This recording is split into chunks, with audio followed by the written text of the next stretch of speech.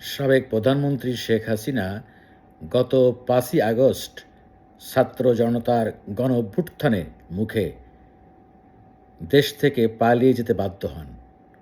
উনি এখন ভারতে অবস্থান করছেন। কিন্তু ওনার জন্য একটি দুঃসংবাদ হলো, ভারতে ওনার ৪৫ দিন পার হয়ে গেছে।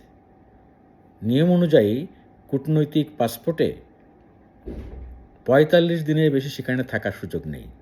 আর ইতিমধ্যে তার লাল পাসপোর্টও বাতিল হয়েছে, মানে কূটনৈতিক পাসপোর্ট বাতিল হয়েছে। তাহলে এখন প্রশ্ন হলো, উনি এখন ভারতে থাকবেন কী হিসাবে? আমাদের বিভিন্ন সূত্রগুলো বলছে, শেষ পর্যন্ত ভারত সরকার শেখ হাসিনাকে রাজনৈতিক আশ্রয় দিতে পারে এবং এটাই দিবে হয়তো।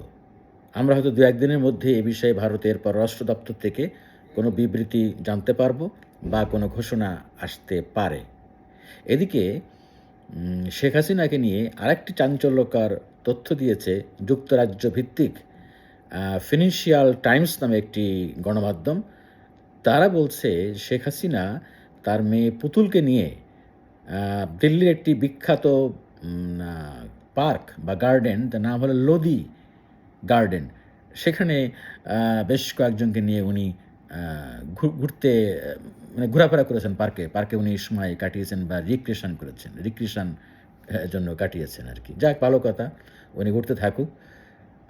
বাংলাদেশের জনগণ প্রত্যাশা করে যে উনি ভারতে পালিয়ে থাকবেন না বা আশ্রয়ে থাকবেন না। উনি বঙ্গবন্ধুর মেয়ে, উনি আইনের প্রতি শ্রদ্ধাশীল হবেন।